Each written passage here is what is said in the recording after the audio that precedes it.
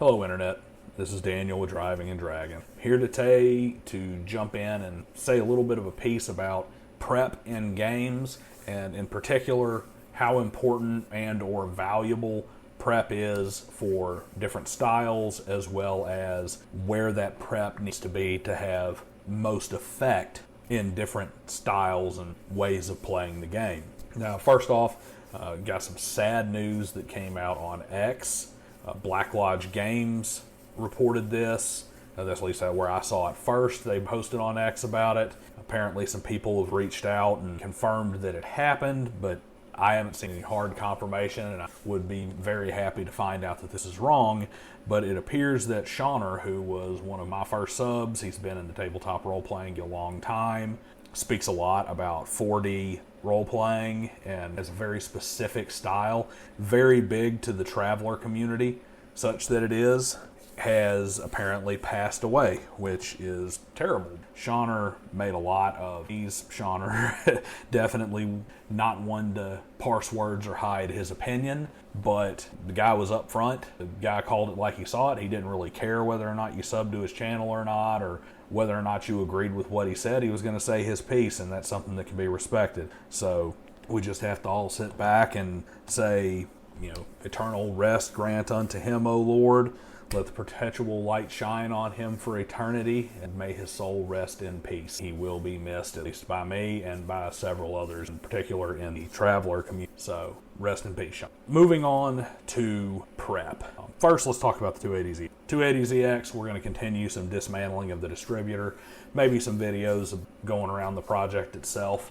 But a lot of this video is actually going to be dominated by a chart that I have created here, and I will bring it up. This chart is about prep in tabletop role-playing. This is kind of crude off the cuff. I did spend some time on it, but I'm also thinking about how prep plays into different play styles and where it's important, and more importantly, where you maximize the investment of time in prepping your tabletop role-playing game based on some of the styles that you've got here. Now, this is by no means complete. It can get far more granular. It can be brought back to a far more 1,000-yard view, and I'm sure that as I think about it and as I look at things and as I hear other arguments, some of the points on this graph I believe would be adjusted a little bit.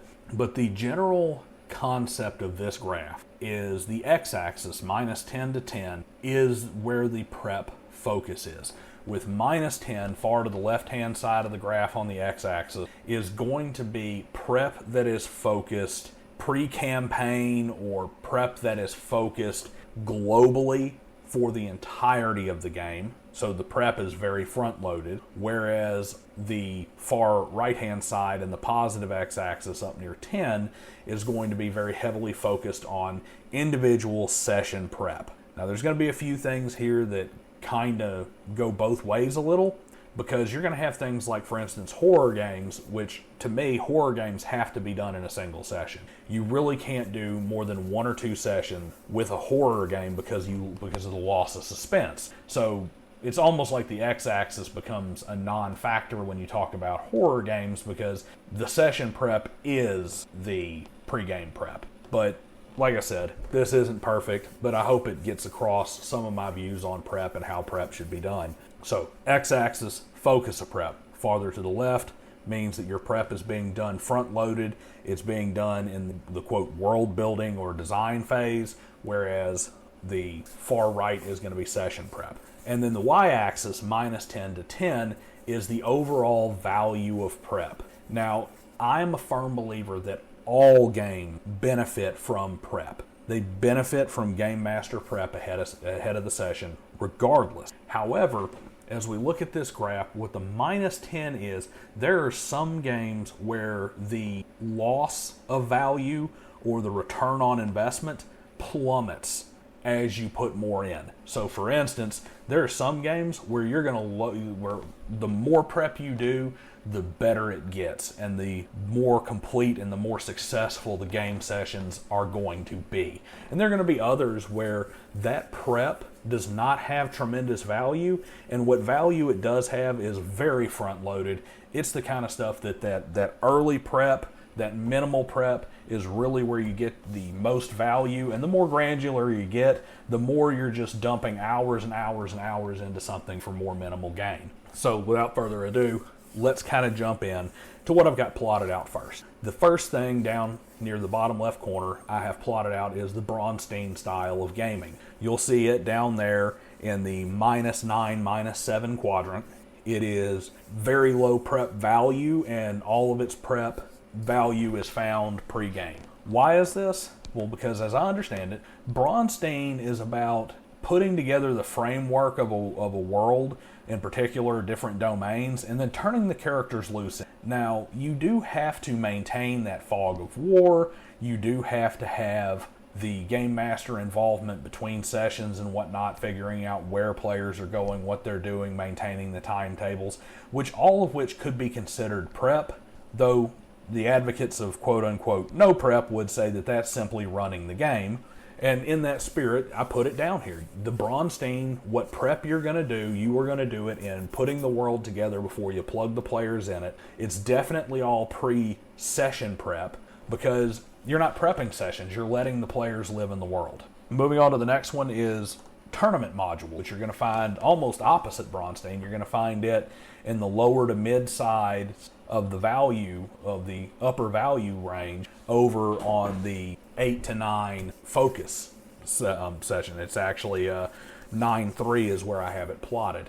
And I have it plotted at 9.3 because when you're running a tournament module or a competition module, which is kind of rare these days, but something like a Tomb of Horrors or thing like that, those are all very much one session games. Tournament modules they're not even designed to be necessarily one session. They're almost half session. They're designed for you to be able to sit down in an afternoon and run them 2 or 3 times. But the more prep you have, you have a value in putting in a pretty fair amount of prep into tournament modules, because the whole thing is being able to play them quickly and play them consistently. In other words, having an answer for all the different solutions that might come through, having an answer for what ruling needs to be there, not having to look certain things up, understanding more unique solutions that the players may bring to the table, and being able to quickly respond to those. Some of that is going to be knowing the rules. Some of that is going to be having thought out ways to implement those rules through Rule 0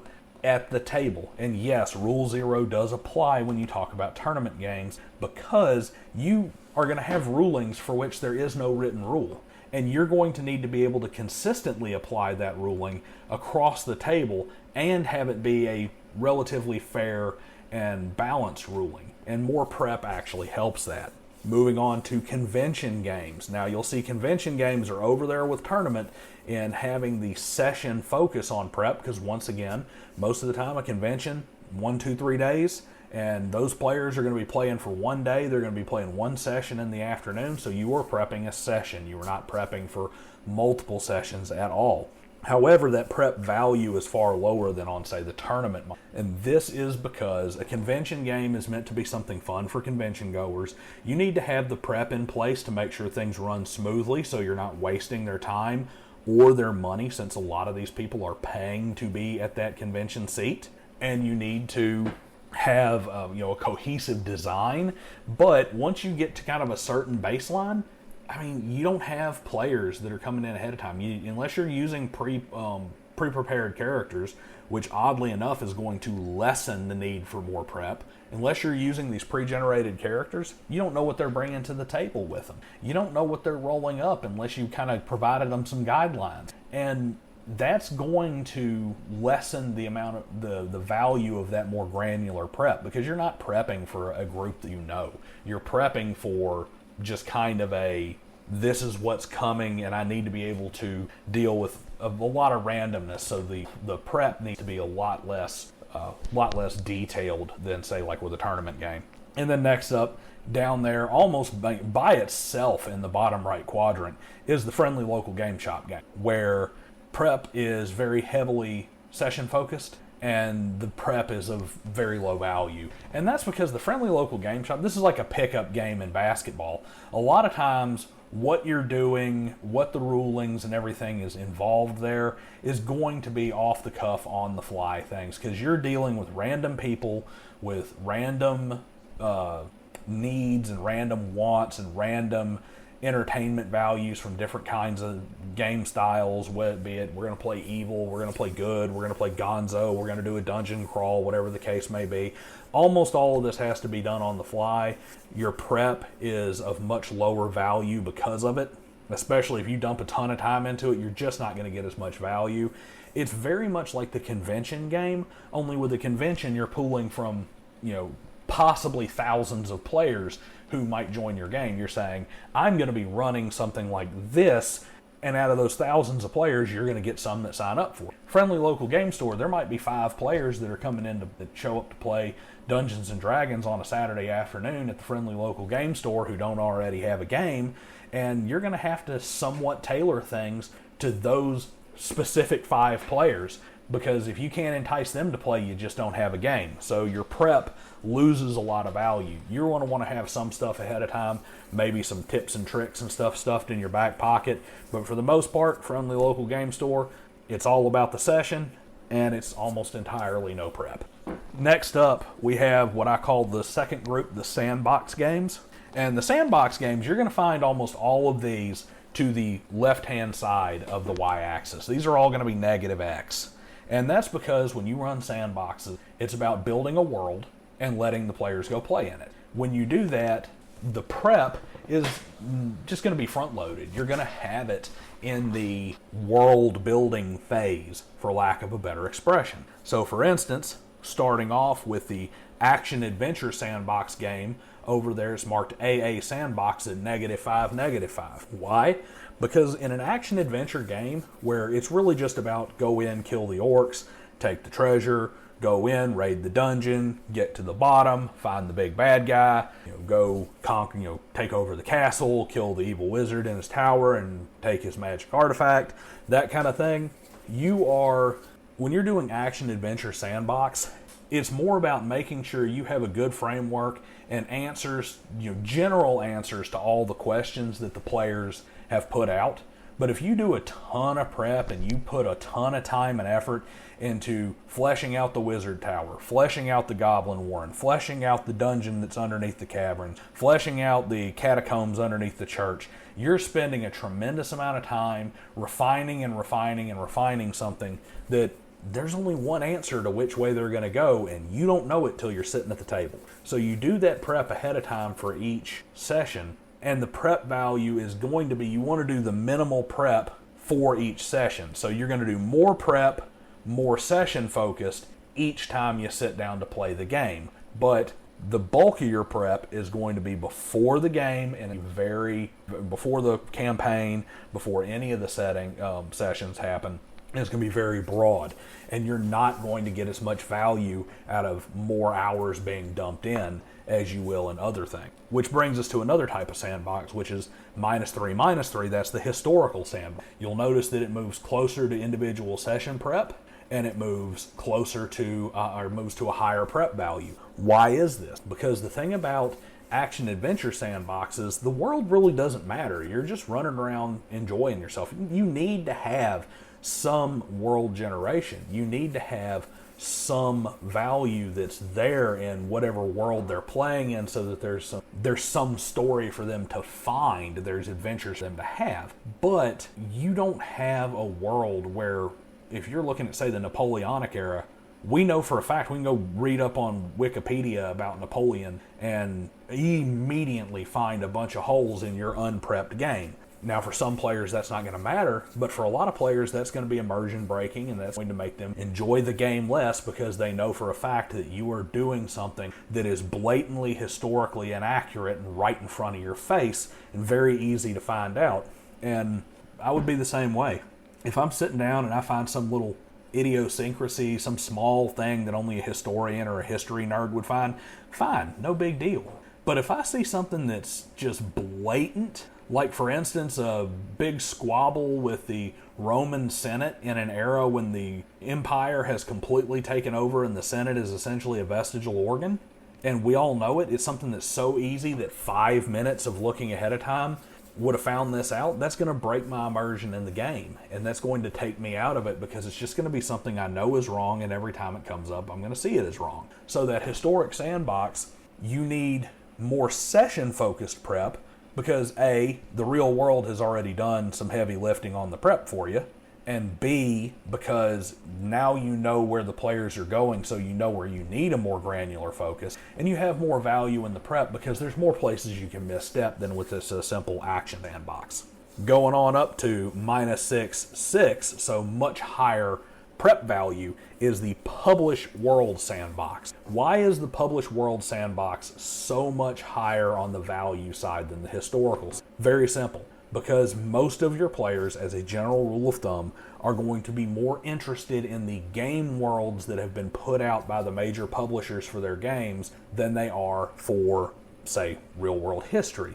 Plus, real-world history is really vast, really easy to get lost in, that sort of thing. Whereas these published settings, a lot of times you got a book that has all the information about that world in it right there. So the value of your prep time is much higher in the published sandbox setting because every hour, say, you spend reading about that published setting, finding out about that published setting, is going to be directly related to where you're running your game. Whereas historical, you might go down a rabbit hole that never has anything to do with your game very easily. So the time spent in prep is generally more valuable in the published sandbox setting, both because it's easier to screw up because the players tend to know it even better, and also because the value of time spent is you're going to have high quality prep in a pre-published setting. And as far as the sandbox goes, you just need to make sure that you're not running afoul of that canon worldview. And then finally, down there, even more relaxed and free than the Bronstein, is the random sandbox down there, -9, -8. And the only reason it's really -9, -8 is because I really don't believe that there is such thing as a good game that is at the 10s, that is at the far extremes. The random sandbox is the players get turned loose in the world, and we roll random encounters for everything. We roll random hexes. This hex is going to be random. That hex is going to be random.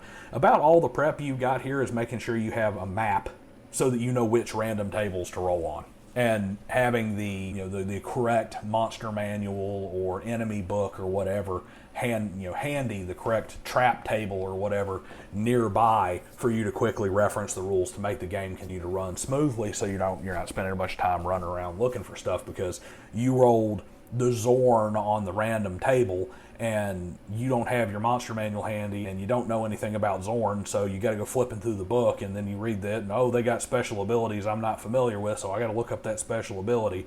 Really, the only prep in that random sandbox is just making sure that the stuff that's on the random tables is easily accessible to you and having a map so you know which tables to roll on. So it is even less labor intensive and prep value than the Bronstein game. To do it well, you still need some level of prep. And here's the crux, and this is a little bit of a break aside right here. There was a stream that Harmony Ginger did about prep and session prep and prepping for one-shots, etc., that she did last night as of this recording.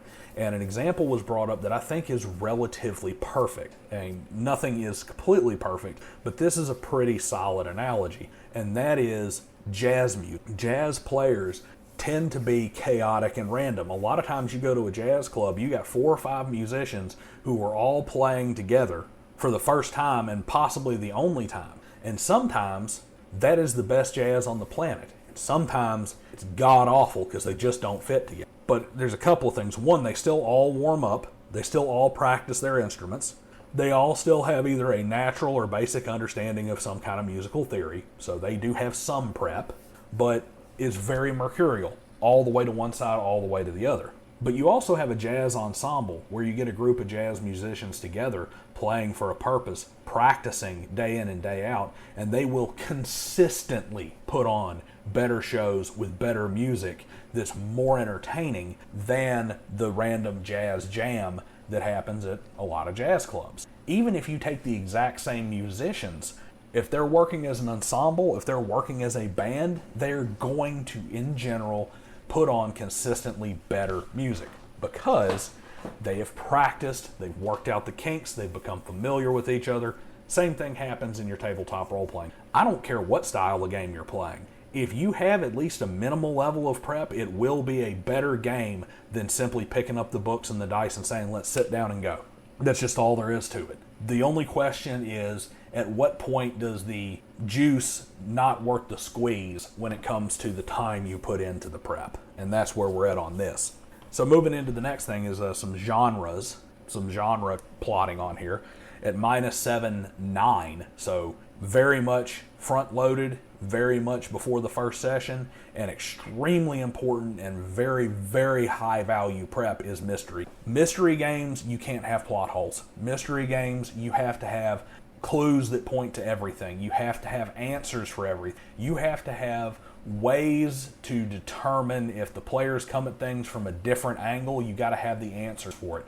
You got to have answers for them going to point 3 instead of point 2 after point 1. You've got to know your stuff or the mystery falls apart. Either it becomes unsolvable because you just don't have the clues in there, it becomes tedious and taxing and annoying to the players because they simply can't figure it out because you haven't put stuff there, or it becomes the players getting angry because they feel cheated when you only give them a railroad, in other words, only one way they can solve things, as opposed to allowing them to have other avenues to obtain clues, etc., etc. So with a mystery game, prep is absolutely critical, and it all needs to be front-loaded ahead of the session. If you have a multiple session mystery, you need to not only have it fully fleshed out, but you need to have all the notes written down, all the points lined out to help keep the game on track when forward to the next session.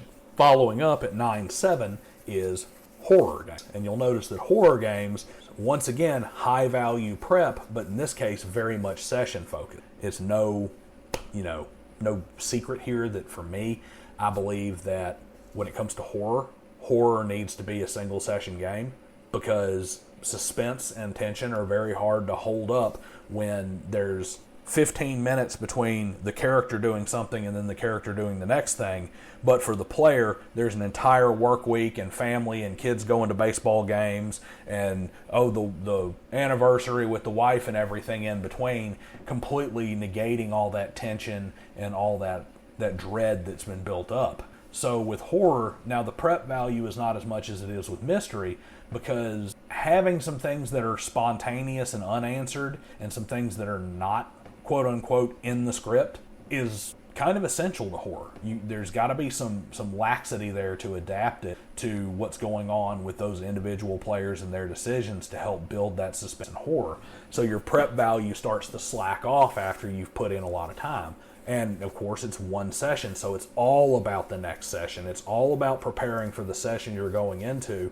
And even if you have a horror campaign, it's generally going to be relatively episodic. So that's one of those things like I'm no prep GM random table guy is not going to do an effective horror game. He might be able to get by with it if he's extremely good. He might be able to make it unsettling and uncomfortable. He may be able to get a little bit of a scare out of him. He's not going to build suspense and dread playing the random table game. I don't care if he's Stephen King, which actually Stephen King's a bad example. He's kind of a hack and has lost most of his mojo, but you get the point. Moving on to the next genre example is hard sci-fi. It is -9-9. It would probably be -10-10 if 10 was something that I thought was there. And so may as well move that hard sci-fi point up to -9.9, 9.9. Why? Because hard sci-fi is characterized by being believable and functional within the physics and having good scientific explanations for everything they can do. That means you have to have answers for everything before it ever comes up. You have to have everything thought out for why it works. You have to have explanations for how that faster than light travel works within the physics of the world. You have to have, break down tech trees of where different things came from. Nothing can be just magically plot armor, hand wavy, techno babble in hard sci-fi. You have to do the work, because the last thing you need is one player who sits at your table, plays the game, and they're expecting hard sci-fi, and they get interested in, say, your faster than light travel system. So they go to look it up and look up the theories behind it and everything because they're interested in your game, and now your game is derailed because they find out that you pulled some kind of bullshit out of your back pocket and hand waved away your faster than light travel in something that makes no sense whatsoever and isn't even in the realm of plausible deniability or suspension of disbelief. So to do hard sci-fi well, the prep value, the more you prep, the better it is, and there's almost no limit to how good prep is moving forward in hard sci-fi. And it has to be built into the world. So even though you're going to do some session prep, even though you're going to have some heavy session prep, it's still going to be predominantly upfront. Next up would be sci-fantasy, which you see very much once again, up in the front of the world, but all the way down there on the baseline. So 9 points south of hard sci-fi. And sci-fantasy is going to be your space opera like your Flash Gordon or your Star Wars. It's going to be your cyberpunk settings like Neuromancer or Cyberpunk. It's going to be the sci-fi genres that don't really have any kind of basis in reality, where science may as well be magic to a certain extent. It works because we figured out the technology. Don't look behind the curtain. A lot of Wizard of Oz going on there. It requires a lot less prep than sci-fi, predominantly because you don't have to explain these things. And that prep value is much lower the more you put in, because it's not about the world, it's about the characters dealing with the social issues or dealing with the climate that technology has brought about, be it a dystopian cyberpunk setting or something like Logan's Run, where they've decided to control certain issues by killing everybody at a certain age, or whatever the case may be. So you can work a lot more with a lot less prep on a sci-fantasy style setting. Last group we're going to talk about in this little video here is group 4. These are running modules, pre-made adventure, and how you are planning on using. You will find everything that has to do with a module in the top right corner, where prep value and prep focus, where they're session focused and prep value. That's where you're going to find them. Why are you going to find them there? Because they're modules, and modules are generally designed for a handful of sessions. And even when you're reading them ahead of time and doing stuff beforehand, you're still going to have a lot of session prep. First is at 3.6, modules as written. This is a one-shot module as it's written for a regular gaming table. You are going to run Penumbra games, 3 Days to Kill. You are going to play Call of Cthulhu and run Blackwater or Missing Dues. It's session focused, because even if it's a 2 or 3 session game, a lot of your focus is going to be what's coming up in the next session.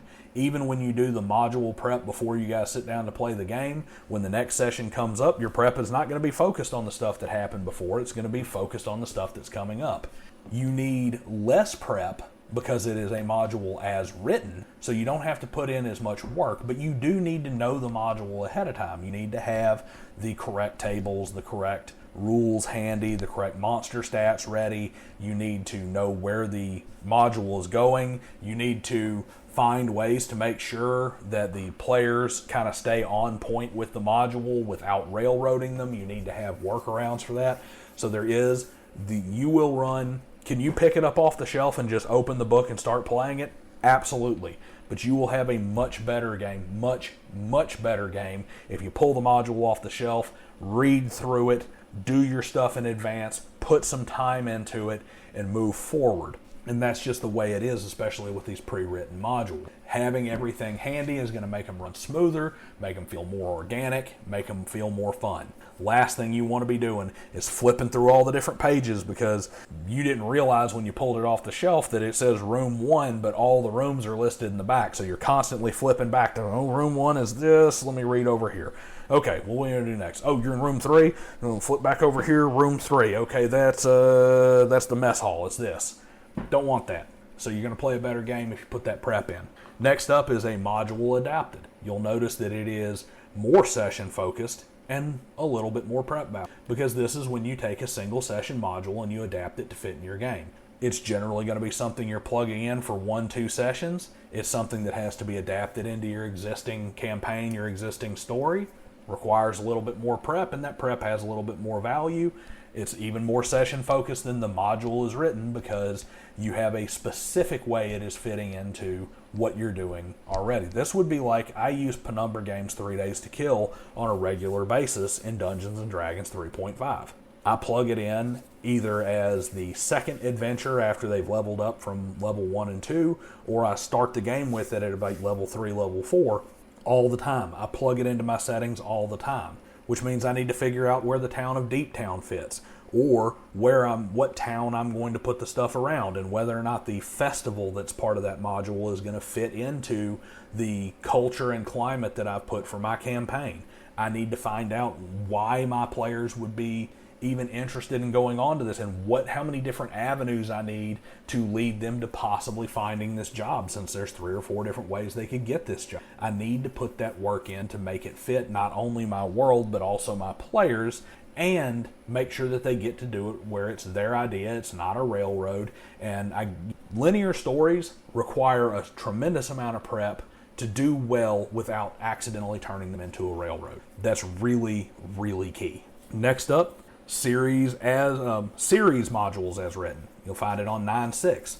Same level of prep as a module is written, but far more session focused. Why? Because a module is a series, okay? This is going to be like if you're going to do the classic Dungeons & Dragons basic crawl where you're going to go against the giants and against the drow and, Village of Hamlet and Temple of Elemental Evil, etc., etc. These are series of modules. They're designed to be played in a series. You're going to do far less upfront prep, because each session, each next step is lined out for you. You don't need that 1,000-yard view. You don't need it. It's already there for you. And since you're running it as written, you're going to have the same kind of prep value you do out of the as written module for a single session. And then last but not least, we have the series adapted up there at 7.9. It is way on up there when it comes to how much that prep value is, because now you have the same problems you have with the adapted module, only it requires even more effort and planning, because you're trying to take somebody else's multiple session adventures and fit them into something you have created, adapting them and repurposing them to a new purpose, a new goal that you have. Why does that require so much more prep? Why is it so much more invested? Because unlike the module where you're just trying to fit that one self-contained story or that one self-contained adventure into your world, you're not only having to adapt each adventure in the series to fit your world, but you have to remember they're a series. They each play off of each other. When you change the first one, now it plays differently off of the second, which means the second one's going to have to change and play differently off the third, which means the third is going to have to play differently off of the fourth. And the more of them you're trying to fit in, the more adaptation, the more prep time it's going to take. Now, I'm going to finish off with this. Can you do every last one of these with no prep at all, period? Sure. Can you do them just by knowing the rules pretty well or really well and pulling out your dice bag and saying, everybody sit around the table, let's go?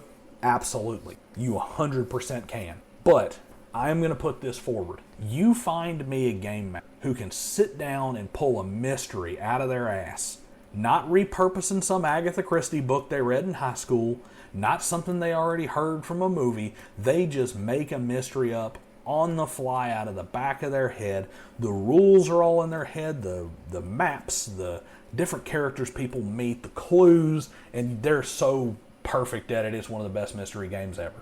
Find me that person. And I guarantee you, if you take that same game master, sit him down and say, you have 10 hours to prepare a mystery adventure for a group, that 10-hour prep is going to make all the world of difference, and it's going to be that much better, because you will have a better experience with a game master who has put that extra effort in, regardless of the game style. The only question is, how much is it going to affect it? If we're running a random sandbox, putting in 15 hours of prep for a 5-hour session is just stupid, because it's just not going to function. But putting in a few hours of prep, say 3 hours of prep for a 5-hour session, that's going to work out pretty well. And it's going to be better than the random sandbox who just shows up with books and dice and starts rolling stuff and starts trying to draw the map out as they're going. That can be fun in its own right, but don't sit here and pretend that as a general thing, that is going to be consistently a better product for the people sitting at the table than the game master who has put even just the minimum of effort in it. So that's what I got to say. Guys, like, share, and subscribe. Tell me what you think down below. This is a big topic. Like I said, this is very much a work in progress, and it's very much something that I expect to change, and I might even have some different views on as I hear more arguments. So make sure you leave the arguments below. And while you're at it, step aside, say a prayer for Shonner, let him rest in peace, and hopefully he has a gaming table that meets all of his 4D ideals wherever he's at now. Till next time, you guys take it easy.